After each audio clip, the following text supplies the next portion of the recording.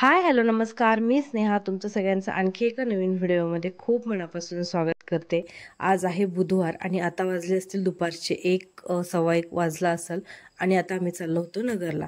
नगरला जाण्याचा वगैरे काही प्लॅन नव्हता, पण अचानक ठरलं. माझा एक फ्रेंड आहे, त्याचे वडील रात्री 2 वाजता एक्सपायर झाले, तर आता आम्ही त्यांच्याकडेच चाललो होतो.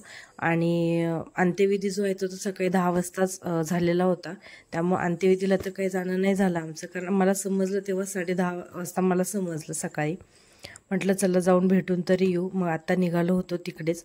आणि राजला काही आणला नव्हता, राजला घरीच ठेवला होता, कारण आम्हाला घरून निघायलाच 12 सव्वा 12 झाले होते आणि त्याचा झोपेचं पण टायमिंग झालेला होता.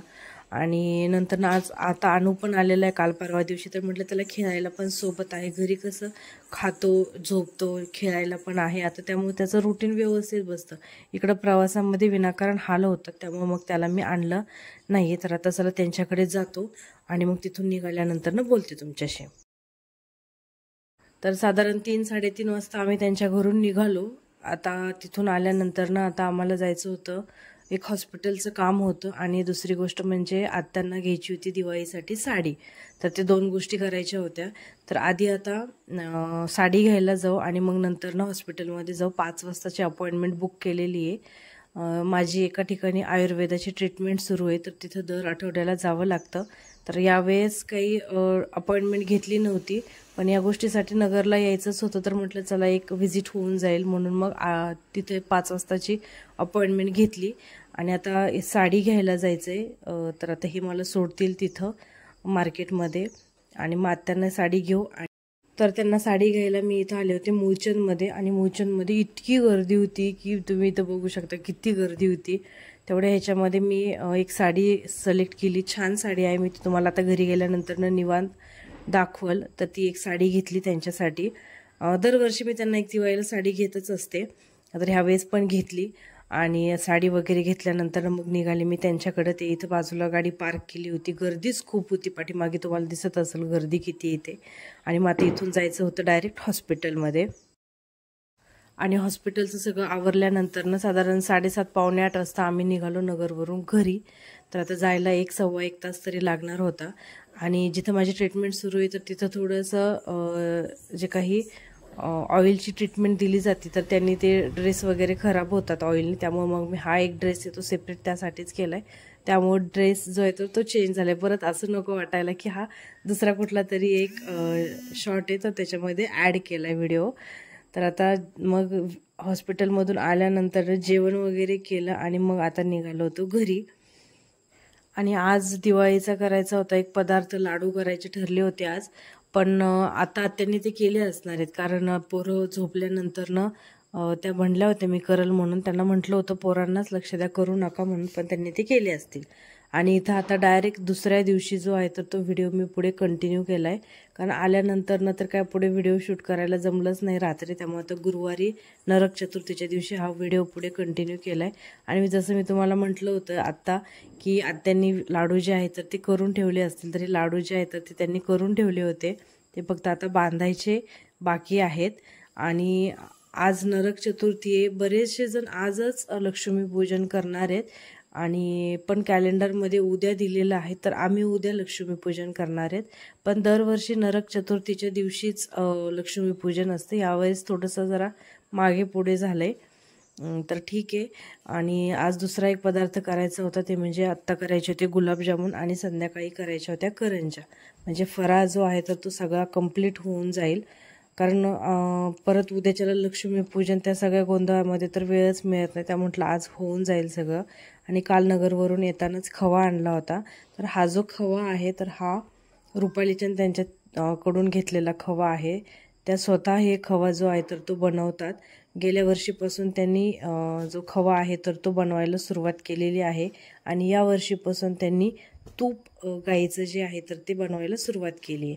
त्यांच्याकडे भरपूर सगळ्या गाया येतात. जवळपास त्यांचं 150-200 लिटर दूध हे स्वतःच्या घरूनच निघतं, त्यामुळे त्यांना बाहेरून दूध वगैरे विकत घ्यायची पण गरज पडत नाही. आणि एकदम प्युअर खवा आहे. जे कोणी माझा व्हिडिओ आष्टी, कडा किंवा आजूबाजूच्या गावामधून कुठूनही पाहत असतील आणि तुम्हाला जर हा खवा पाहिजे असेल तर मी इथे त्यांचा कॉन्टॅक्ट नंबर किंवा कार्ड जे आहे तर ते मेन्शन करते, त्याच्यावरून कॉन्टॅक्ट करून तुम्ही घेऊ शकता. लग्नासाठी किंवा घरगुतीच लागण्यासाठी किलो 2 किलोवरती पण ते ऑर्डर जे आहे तर ते घेतात. त्याचबरोबर तूप जे आहे तर ते पण यावर्षीपासून त्यांनी सुरू केलेलं आहे. प्युअर तूप जे आहे गाईचं म्हशीचं दोन्ही पण तूप त्यांच्याकडे आहे. मी इथं पुढं मेन्शन करते, ज्यांना कोणाला हवं असेल तर ते कॉन्टॅक्ट करून घेऊ शकता. तर इथं आता हा 2 किलोचा जो खवा आहे तर तो गुलाबजामुनसाठी मळला होता. आत्याला म्हटलं तुम्ही तळून घ्या, मी करून देते पटपट, कारण याला तळायला पण बराचसा वेळ लागतो. मीडियम फ्लेमवरती ते तळावं लागतात, त्यामुळं मग मी करून देत होते पटपट. आणि ह्याच्यामध्ये थोडंसं फक्त गव्हाचं पीठ जे आहे तर ते मिक्स केले, कारण मग गव्हाच्या पिठामुळे असे थोडी चिकनाई येते. त्यामुळं खूप थोडंसं साधारण अर्धी पाऊण वाटी गव्हाचं पीठ जे आहे तर हे 2 किलो खव्यासाठी फक्त मिक्स केले. बाकी याच्यामध्ये काहीही टाकलेलं नाही आहे, कारण खवा तेलामध्ये थोडासा विरघळतो आणि गव्हाच्या पिठामध्ये थोडंसं असं त्याला चिकनाई येते, त्यामुळं फक्त थोडंसं गव्हाचं पीठ टाकलं. आणि चला आता पटपट हे करून घेऊ. साधारण 11 साडेअकरा वाजता आम्ही हे करायला लागलो होतो. मग मी हे म्हटलं पटकन करून देते, मग रातची आंघोळ वगैरे होईपर्यंत त्यांचे ते तळून होतील गुलाबजामुन. आणि इथं जे आहेत तर ते गुलाबजामुन करत होते फास्ट मी, आणि इथं बाजूलाच आत्या जे आहेत तर ते गुलाबजामुन तळत होत्या. तर हे बघा किती छान झाले आहेत, की ह्याच्यामध्ये काहीही टाकलेलं नाही आहे, ना ह्याच्यामध्ये सोडा टाकलाय ना काही मैदा टाकलाय, काहीच टाकलं नाही. फक्त थोडंसं गव्हाचं पीठ आणि खवा, हे एवढ्याच 2 गोष्टीत पण किती छान झालेत गुलाबजामुन. आणि आता हे एवढं जे पीठ खवा आहे तर ते राहिलं होतं करायचं, तर मी पटपट हे आता सगळे करून घेते. आणि इथे हे सगळे गुलाबजामुन झाले करून तळून, एवढे सगळे गुलाबजामुन झाले. 2 किलो खव्याचे केले गुलाबजामुन. तर आता ह्याला पाकामध्ये टाकायचं आहे. तर इथं बाजूला पाक पण ठेवला आहे करायला, अजून थोडा झाला नाही, तो थोडासा कच्चा आहे, उकळतोय तो. पक्का पाक झाल्यानंतर मग छान त्याची टेस्ट लागते. आणि गुलाबजामुन पाकामध्ये टाकताना कधी पण पाक पूर्ण थंड होऊ द्यायचा आणि नंतर त्यामध्ये टाकायचं, नाहीतर मग त्याचं सगळे चिखल होतो त्याच्या गुलाबजामुनचा. आणि आता डायरेक्ट संध्याकाळी मी भेटते तुम्हाला. संध्याकाळी सगळे दिवे वगैरे लावल्यानंतर जेवण वगैरे केलं सगळं, आणि मग आज संध्याकाळी करायच्या होत्या करंजा. तर इव्हिनिंगच्या असं मस्त छान वाटत होतं संध्याकाळच्या वेळेला. आणि जेवण वगैरे केल्यानंतर इथं सुरुवात केली होती करंजा करायला. दुपारी गौरीताई पण आल्या होत्या. महेश दादा आणि अनु ते 2 दिवसापूर्वीच आले होते, त्यांना सुट्ट्या नाहीत, आता निवडणुका सुरू झाल्या त्यामुळं. मग त्या आज आल्या दुपारी.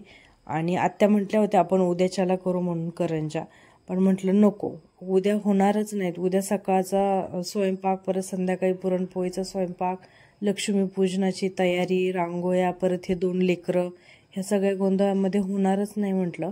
पेक्षा आत्ता वेळ आहे तर तिघींनी पटपट होऊन जाईल. त्या दोघीजणी लाटून देत होत्या आणि मी भरत होते. मला हे भरायला खूप फास्ट येतं करंजाचं, त्यामुळे मग मी ते भरत होते. आणि तिळाच्या पण करंजा करायच्या होत्या आणि रव्याच्या पण करायच्या होत्या, दोन्ही प्रकारच्या करायच्या होत्या. आणि फास्ट उरकत होतं. आणि तिघींनी 1-1.5 तासामध्ये तर झाल्या. पण ते जे रवा मळला होता पिठाचा, तो 1 किलो रवा मळला होता बरोबर. आणि तिघींनी 1 ते 1.5 तासामध्ये तर सगळं झालं, केल्यासारख्या पण नाही वाटल्या त्या करंजा, आणि होऊन पण गेला एक आयटम. आणि आता फायनली सगळा फराळ जो आहे तर तो कंप्लीट होईल. उद्याचा दिवस छान वेळ लक्ष्मीपूजनाच्या ह्याच्यामध्ये देता येईल सगळा नीट व्यवस्थित, कारण पूजेची तयारी, दुकानामध्ये पण पूजा करायची असते, 2 पूजा, परत ह्या सगळ्या गोष्टी. त्यामुळे म्हटलं नको, आज निवांत होईल, अर्धा तास झोपायला लेट होईल पण होऊन जाईल. मग हे सगळं झालं. आणि झाल्यानंतर करंजा लगेच तळून पण घेतल्या. हे अशा एवढ्या करंजा झाल्या होत्या सगळ्या, खूप छान दिसत होत्या आणि खायला पण खूप छान झाल्या होत्या. तर चला आता 10:30 साडेअकरा झाले होते एवढं सगळं आवरूपर्यंत. तर चला आता आजचा व्हिडिओ पण मी आता इथेच एंड करते. भेटूया उद्याच्या व्हिडिओमध्ये. तोपर्यंत चॅनलवरती जे कोणी नवीन असतील, चॅनल अजून सबस्क्राईब केलं नसेल तर नक्की सबस्क्राईब करा, म्हणजे येणाऱ्या छान नवीन व्हिडिओचे नोटिफिकेशन तुम्हाला मिळत राहतील. Bye bye, take care.